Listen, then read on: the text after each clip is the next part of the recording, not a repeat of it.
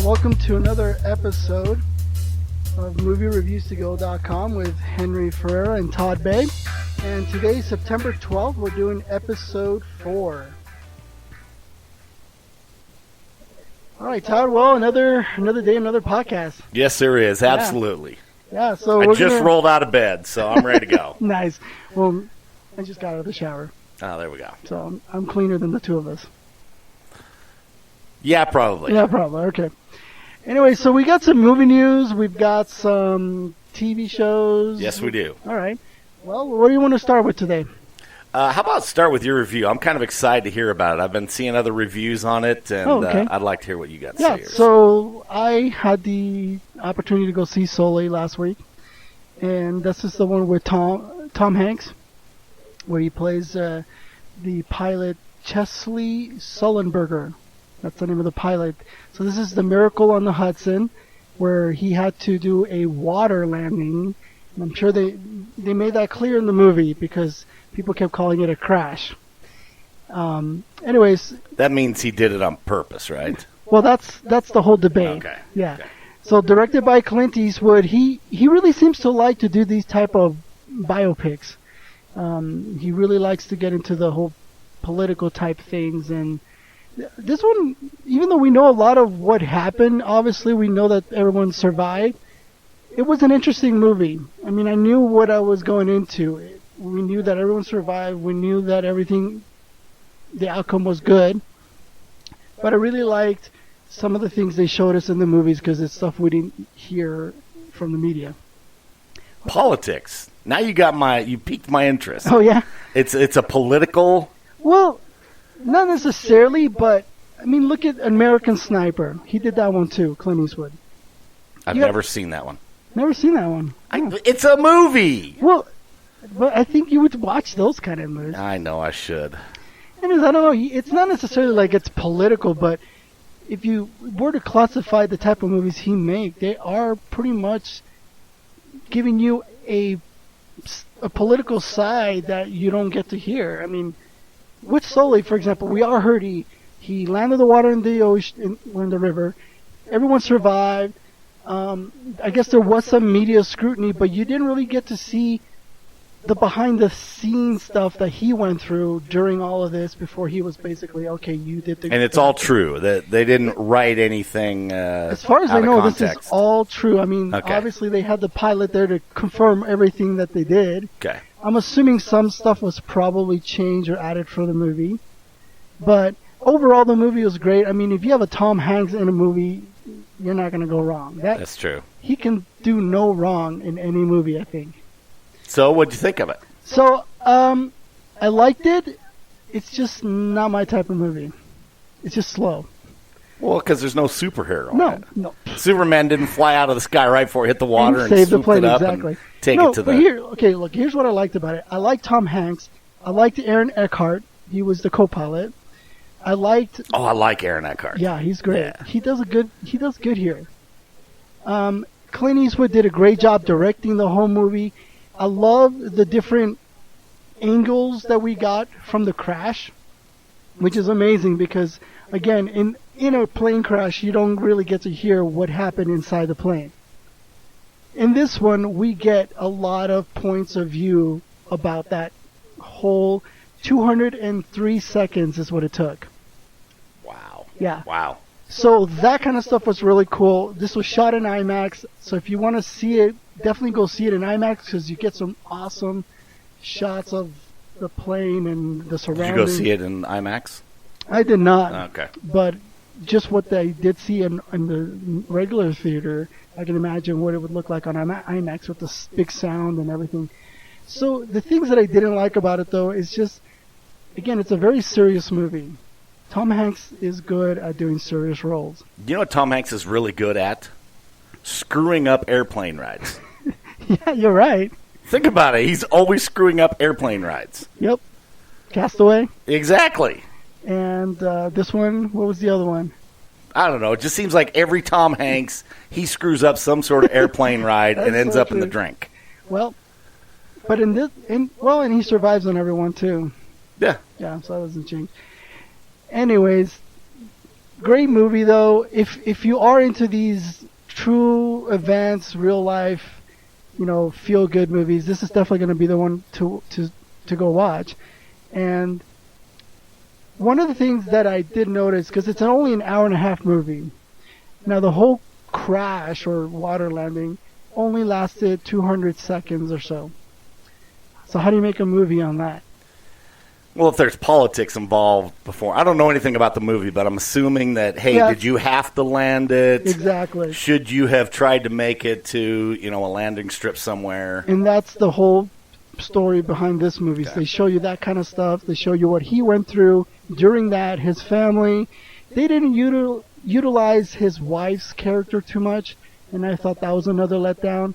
Okay. Why even put her in the movie if you're not going to really use her or use Do you her have well? a rating that you use on your movie reviews to go? I don't really, but if I were to rate this one, I'd probably put it at a 7.5. Okay. But Out of 10? Yeah, out of 10. That's giving it generous. It is. Yeah, I mean, it's generous, but it's not a perfect movie. But I enjoyed it because Tom Hanks and Aaron Eckhart just did a great job. So Okay. I'm glad they were in it. Anyone else, I probably would have hated the movie. Wow. Yeah. There you go. Okay, I've got movie news. Really? Ba-ba-da-da. Wow, this is amazing. Okay, you ready for this? Yeah, let's go. I watched a movie last night. What movie? I watched a movie last night. TV or in theaters? No, you think I'd go to a movie theater? Well, On television. all right. We actually recorded a show and watched it. Anyone who knows me, actually, no. People don't even know this. I'm one of the toughest guys that I know. Very few things scare me. I can go anywhere. I can handle anything. In an emergency situation, I can, for some reason, I sack up. I can handle. Yeah. I cannot handle horror movies. Well, I don't. I mean, I curl up. I shake. I finally realized how to. And so here's the movie. We watched The Conjuring. Oh. Yeah. James Wan. Is that he directed? Oh my gosh, that is the kind of movie that the horror show that the reason I don't watch horror shows. So he did a second one, and they're saying it's even better than the first one. Oh, see, I'm not watching the second one. My wife loves to be scared. Really? Oh, the Really? kids are always coming in and checking to see if she's okay because she screams so loud. I don't know if I have any marks on my arm from her gripping last night. But I finally realized how to watch. Last night I was like, oh, because there was this one scene. I won't say what it is. It's been out long enough, though, isn't it? The first one. If you haven't seen it by now, then... There's, I don't know, is there a cabinet or something? And there's like this ghost girl on top. She jumps off onto one of the daughters. My wife lets out this blood-curdling scream, smacks me in the arm, and knocked my glasses, kind of knocked them off. And then all of a sudden I realized I'm blind enough that if I'm take my glasses off, all I see is like the TV set just moving pictures. I can't see who or what. Who or what, yeah. So I watch most of the rest of the show with my glasses off. That is a scary freaking show. That scared the shiz out of me. Yeah. I mean, I do not like old houses. Yeah. It is a... Now, if you're into horror, that the first half... I worked for a filmmaker one time. Okay. And he taught me something. He said, never show the monster. Okay, yeah. Because people will build it up in their minds. Yeah, they'll make up their own ideas. Make up their own ideas of what it is, and that's much more terrifying. It's like Jaws. Yeah. Steven Spielberg wanted to use Jaws a lot more, but they couldn't get the mechanical Jaws to work right. And so it was always just a fin. Yeah. And it was the music, and that's what ended up being much more scary than because then when you finally did see him, you're like, and so like Stranger Things. Yeah. I believe they showed the monster way too soon. Yeah. And then the monster did not live up to what I saw in my mind. I saw what the monster looked like. So in The Conjuring, they did a great job of holding off on what the mom looked like. Oh, okay. And it was good. Nice. It was really, really well done. They hold off on what you think the monster looks like. or the ghost. It was terrifying. So I will not be watching any more horror shows in the near future. So you're not going to even see the sequel? Oh, my wife's all like, you watch the first one. You got to watch the second one. Yeah. Come on. Are you a wuss? I'm like, yeah, when it comes to these, I pretty much am. I'm with you there. I'm not. Dude, I've walked through the streets of East L.A., Watts, Compton, South Central. Dude, I've had guns pointed at me. This is worse. This is way worse. I don't understand why, but I cannot handle it. That's funny. So, one of the reasons why I liked the Lights Out is because of that suspense. The build-up, everything. You get a glimpse of the quote-unquote monster or whatever is terrorizing people, but you don't really get to see it until the very end. See, I like that. But I don't like that. Anyway, so I like that. So that's awesome. Good job. Watch the movie. Good. I'm proud of you. My wife and I, we go on a date every Friday night. Yeah. And no matter what, we try and get out, even if it's a football game in town. Yeah. The Friday Night Lights, we always go on a date, and she's just been like, I recorded The Conjuring. Please, let's watch it. If you want to get lucky, you got to watch The Conjuring. I watched The Conjuring and still didn't get lucky. So, well, there you go. Trade-offs. God. Wow. Yeah. Good job. I'm proud of you. What's funny is afterwards, I'm a big baseball fan. Yeah. And so the Seattle Mariners were still playing after the movie. I'm like, man, we got to get some good vibes in this house. So we watched that, and then we watched a little Cougar Town afterwards. So. Oh, there you go. So segue into, can we go to TV? Sure. Let's do it. So we got a couple previews going on next week. One thing, since we're talking about TV, did you know that the guy that directed The Conjuring did the pilot or the new pilot for MacGyver? Does that make you want to see? There was a big difference. I'm going to watch okay. I'm going to watch the pilot because there's a lot of pilots. I want to be able to talk about the pilots on the show. Yeah. So I'm all for Anyways, so that was a little James Wan. So this week, what's his name? James Wan. James Wan. He's like the new horror director out there right now. Like everyone's loving his stuff. But MacGyver's a horror? No, but they just brought him in. They give just a good brought look. him in, so I'm excited to see what he can do with this. Okay, so this week, I'm just going to cover real quick. We got football coming on Sundays now. That's always nice. Yes, thank goodness. We got Dancing with the Stars. I'm not a watcher of that. My mother-in-law is. She just can't wait for that. Once in a while, it's all right.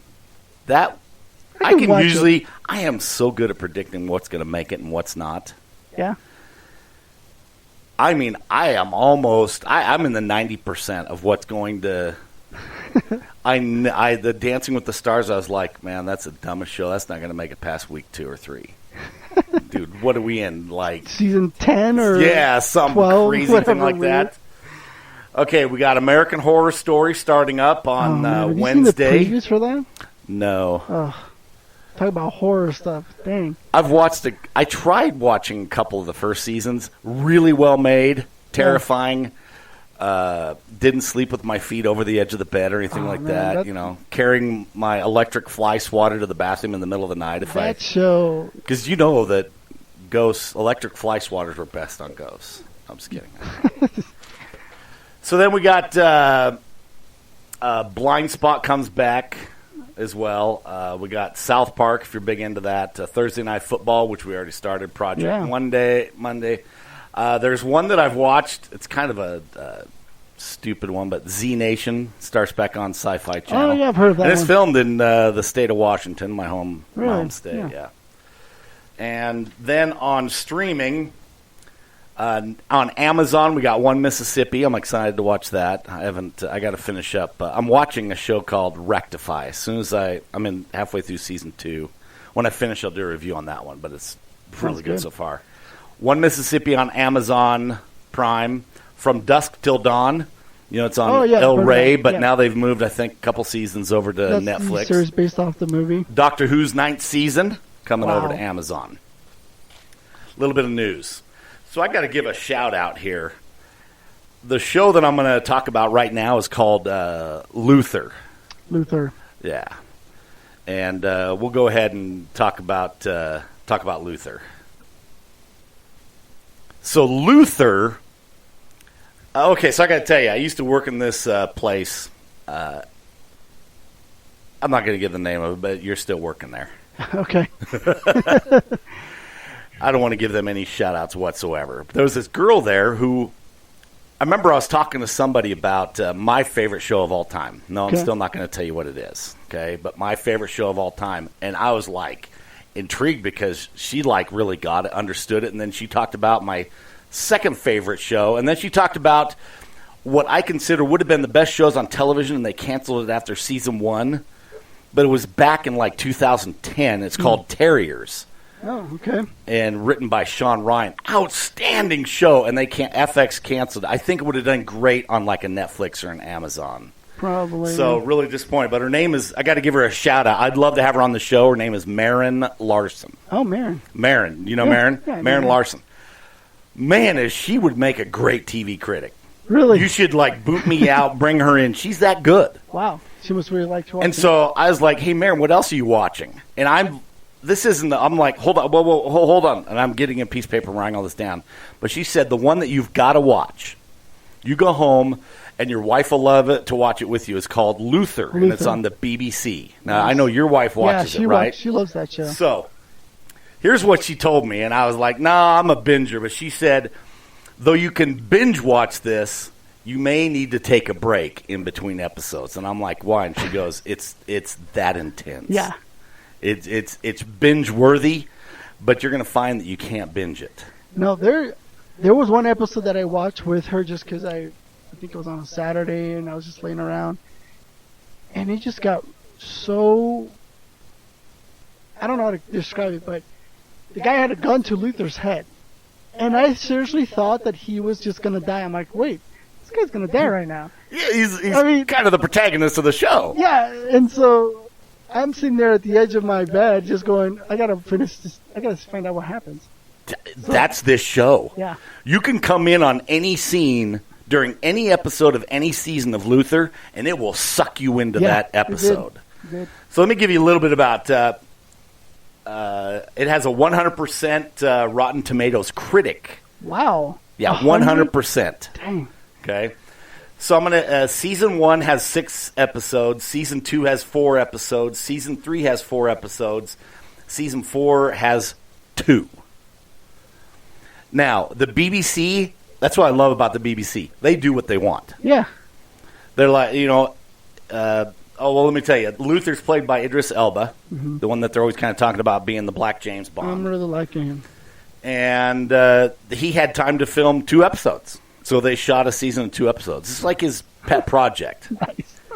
Now, so here's the summary of it. Luther, played by this Idris Elba, he's brilliant. He's a brilliant cop, but an emotionally impulsive detective. I mean, he'll just deck someone. Yeah. Knows he's going to get in trouble for it, breaks the rules, that type of thing. He's tormented by the dark side. He always got the dark cases. And you watch that show, and you honestly, you just go, I hope people aren't doing this kind of stuff out in the real world. And those are the cases that he always kind of gets called into. Once a self-destructive detective knows the killer's identity, it becomes a psychological duel between predator and prey type thing. Yeah. Now, the scene opens with, the first scene of the pilot opens with him getting a new partner. And he's been suspended, and he's coming back. Okay. And you can tell he's not going to change anything about what he does. Now, I don't want to give away too much. I just hope my excitement for this show will get people to give it a shot, because they do a poor job of marketing it. They do a poor job of just the pictures they select to market it with, and the trailers don't do it any justice whatsoever. I would not have watched this had Maren said, Todd, you go home and you watch the pilot tonight with your wife. Wow. And you will end up watching all the seasons in a row. And she was spot on. No, it's true. That one episode, like I said, it just sucked me in, and I was like, I need to stay and find out what happens here. See, and that's what it does. It's just this magnetic type of show. Like I said, I don't want to give away too much, but there is this actress called, Alice Morgan. She's played by Ruth Wilson. She doesn't play on all the seasons, but she's on a show called The Affair right now. Okay. I believe it's on HBO. But they have a clash. Man, it is as tasty as they come.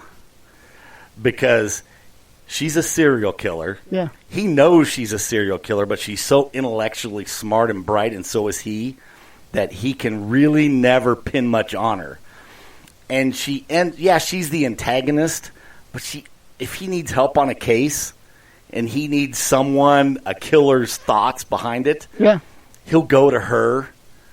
And it's just the most awkward scenes ever because he wants to arrest her and haul her in, but at the same time, she's breaking cases for him. Yeah. Outstanding. I don't want to get too much into that relationship because it's that good, but their chemistry is fantastic. So it's fast-paced. It's surprising. Like I said, it's darkly entertaining. Luther about as good as it gets from getting away from the cookie-cutter cop show. Yeah. So one thing with that show, now, I don't know if you're aware, but in many European countries, the police do not carry firearms. Yeah, they don't. In this show, they show the fact that he does not have a gun. Yeah. So he still goes into these situations where he could get killed where the bad guys don't care if he has a gun or not, but they do. Yeah. Yet he still goes. That's insane. That's absolutely insane. Oh, it's a great show. Awesome. I would drop if you're listening to this right now, I honestly would go to Netflix, put it on your watch list, and then tonight, this show is watched better during the dark. Yeah. We tried watching an episode that was like in the middle of the day. It just wasn't the same feeling. Yeah.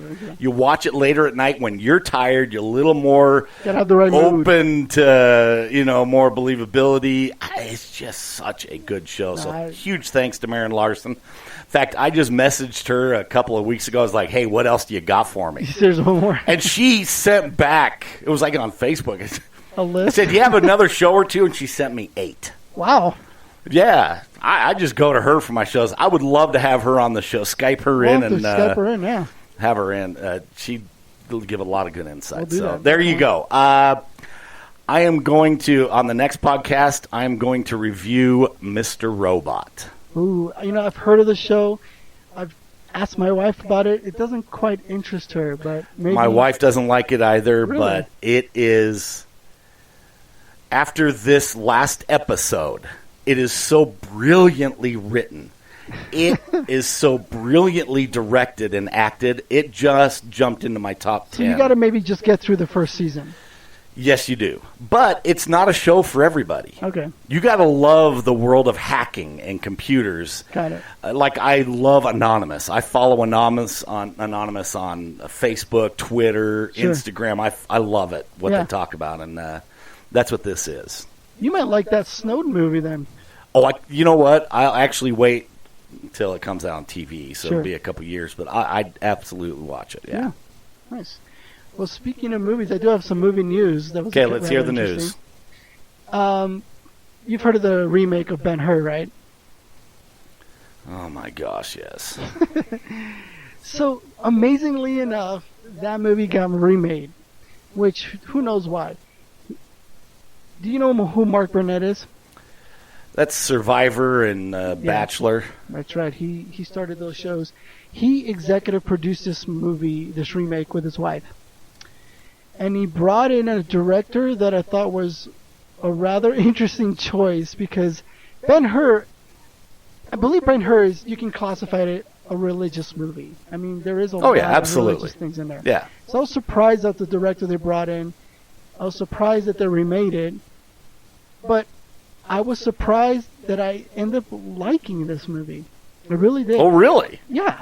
Okay, you just shocked me right there. I know. Because people are panning this thing all over the place. Going down the drain.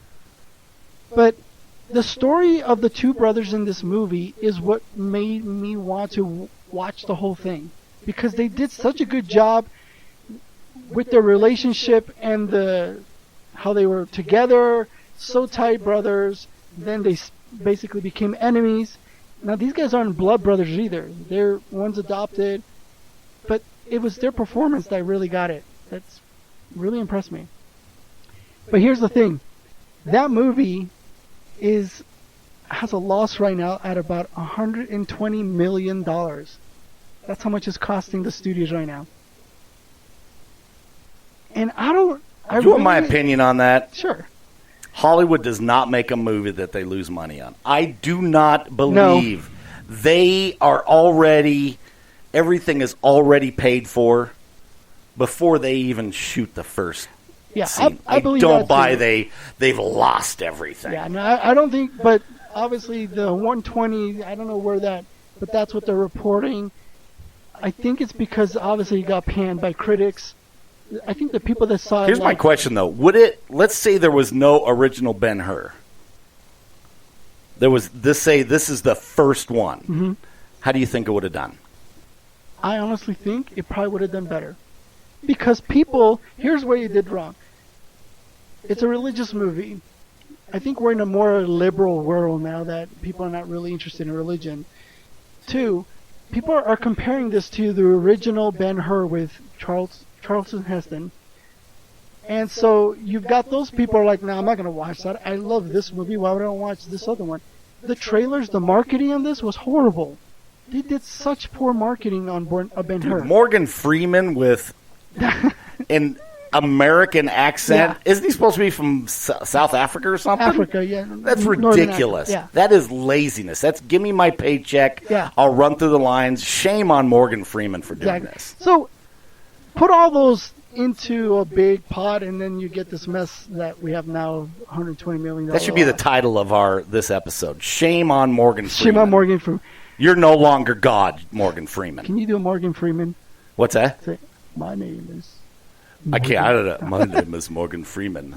I blew the entire Ben Hur movie. Anyway, so... Shame on you, Morgan really Freeman. Think all of this contributed to it not doing well, because it is a good movie. If you look at other reviews that critics gave their opinions on it, they're going to tell you the same things. They really love the acting. They love the pacing of the movie, the story.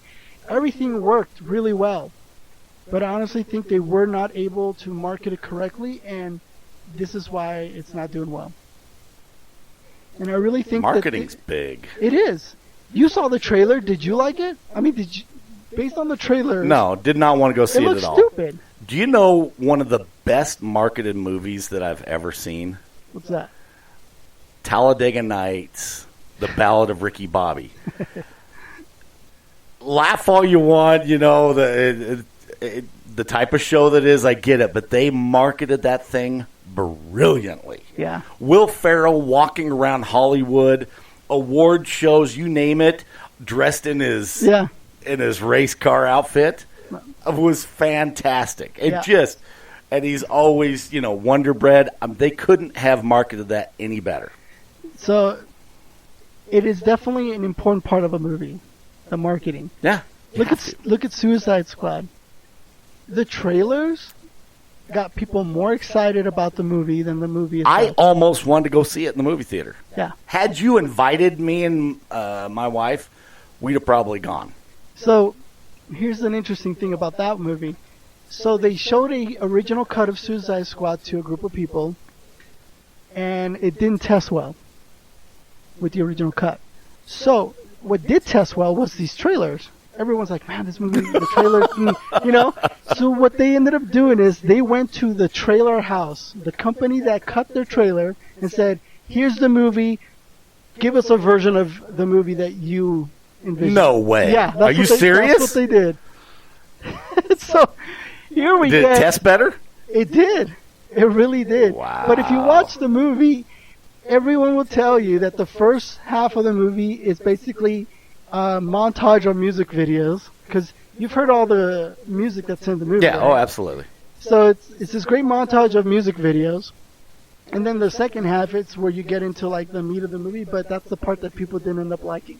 And this is why Suicide Squad got panned as well, but it's making money. That thing is over 600, almost 700 million. But you know why I would have gone to, the trailer sold me so well that Todd Bay, would have gone to a movie. Yeah.